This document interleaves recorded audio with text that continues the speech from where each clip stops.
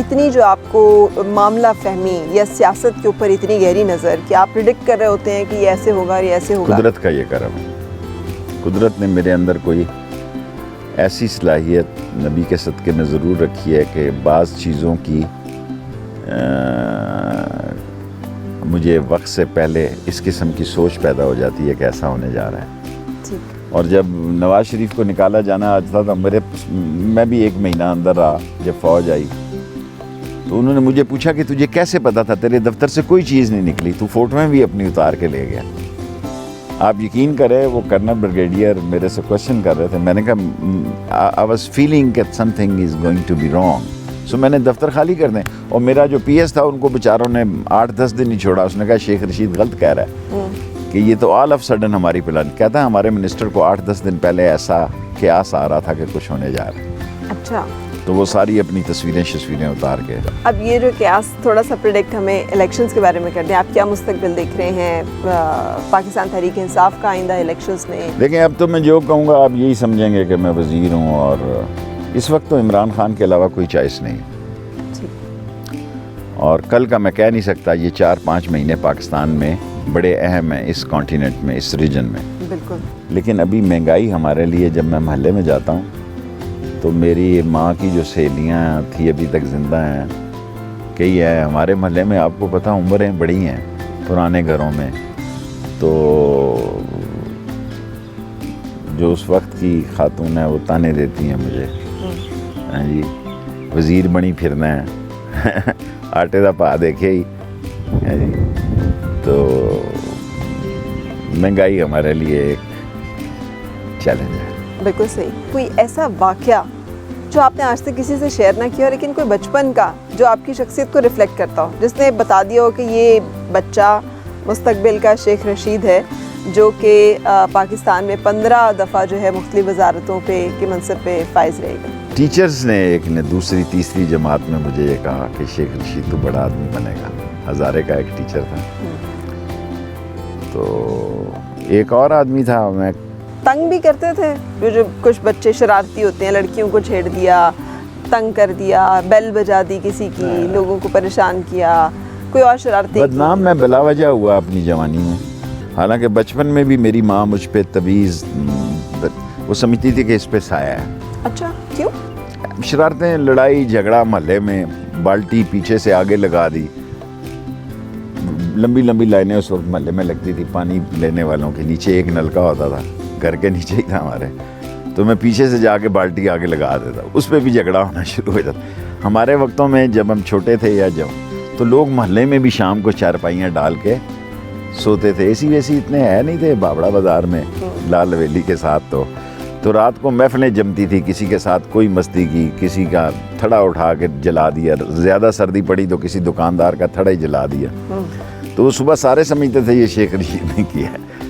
تو پھر میری شکایتیں آتی تھی کہ جی ہمارا تھڑا. مار بھی پڑتی تھی؟ مار بھی کھائی ہوئی ہے کبھی آپ نے؟ یا ایک آدھی مرتبہ میرا خیال ہے کھائی تو ضرور ہے، اس میں تو کوئی شک نہیں.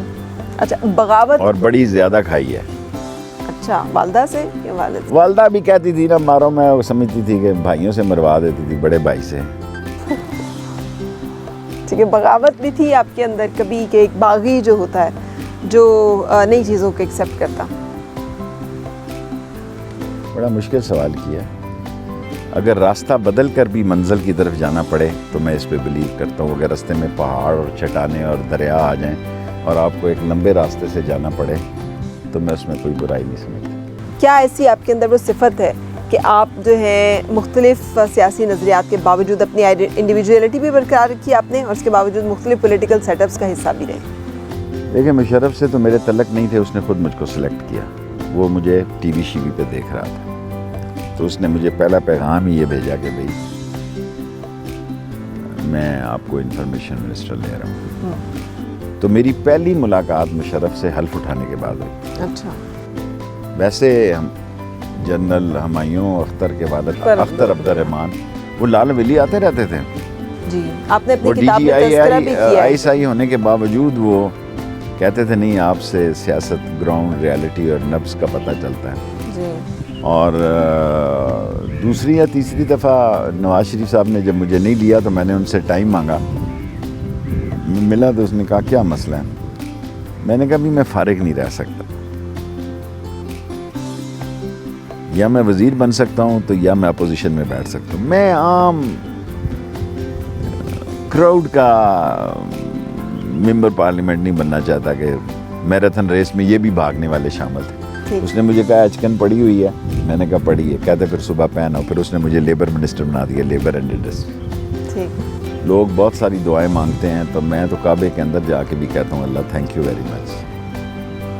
بس اسی طرح رکھنا، کسی کا محتاج نہ رکھنا. سر یہ بہت خوبصورت فریڈم ہاؤس ہے. یہ اس کا نام پہلے تو بڑا آپ نے یونیک سلیکٹ کیا ہے. ہاں اس کی بڑی تاریخ ہے.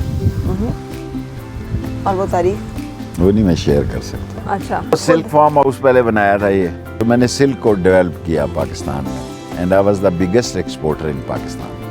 پھر جب میں نارتھ کوریا سے سلک لینے جاتا تھا، وہاں میں نے دیکھا کہ وہاں سانپوں کا کام، سنیک فارمنگ بڑی زبردست تھی کہ سانپ کی کھال بھی بکتی تھی، گوشت بھی بکتا تھا، زہر بھی بکتا تھا. پھر میں نے کہا یہاں سنیک فارمنگ کی جائے یہاں پہ. اچھا. تو پھر میں نے نارتھ کوریا کے ساتھ مل کر یہاں پہ غاریں شاریں بنائی سانپوں کے لیے. پھر ایک غار کو میں نے جب سلیکٹ کر لیا تو اس میں ایک ایسا سانپ ہے وہ جاتا ہی نہیں ہے. بڑی کوشش کی ہے. اس میں سانپ رہتا ہے ابھی بھی؟ بہت پرانا رہتا ہے لیکن کہتا کسی کو کچھ نہیں. اچھا. تو آپ کو اس سے ڈر نہیں لگتا؟ مجھے نہیں لگتا. ڈر لگتا ہے ویسے زندگی میں شیخ صاحب؟ نہیں بالکل نہیں. ہر بڑے لیڈر سے میں نے ایک آدھا جملہ چرایا ہے. عمران خان سے ساری اس زندگی اور تعلق میں ایک ہی جملہ میں نے چرایا ہے کہ ہارتا وہی ہے جو ہار مانتا ہے. بس یہ اس کا جملہ مجھے بہت پسند ہے. چوٹی کا سیاستدان، اس سے میں نے ایک آدھا جملہ یا پوچھا ہے یا لیا ہے. سو پاکستان میں جتنے بھی سیاستدان گزرے ہیں، پیر پگاڑا سے لے کے اور نوابزادہ نصر اللہ خان سے لے کے، بگٹی سے لے کے اور ولی خان سے بھی میری بڑی دوستی تھی. باچا خان جب لاہور میں ظہور اللہ کے گھر ٹھہرے تھے تو میں شورش کے گھر ان کو لے کے گیا تو مجھے حیرانگی ہوئی کہ باچا خان کو بھی پتا تھا شیخ رشید کو اسٹوڈنٹ لیڈر ہے. آپ نے پیر پگاڑا صاحب کا ذکر کیا تو کچھ ان کا بھی ایلیمنٹ موجود ہے جو آپ سیاسی پیش گوئیاں کرتے ہیں. 2 لوگوں کے ساتھ میں سگار شیئر کرتا تھا. مشرف کے ساتھ تو بہت زیادہ کرتا تھا. پیر پگاڑا بھی سگار پینے میں اس کا شوق ٹھیک تھا. بعض لوگ ایسے ہی سگار کے ساتھ بھی بدتمیزی کرتے ہیں. اچھا. تو مجھے اس کا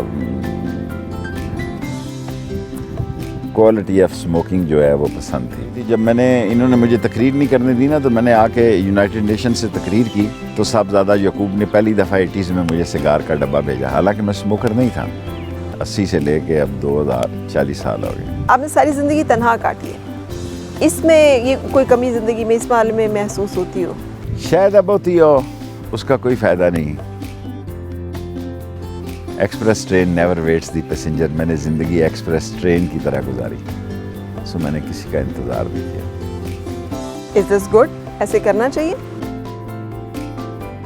پتہ نہیں. بعض لوگ اپنی اولادوں کی خاطر ہی زندہ ہیں.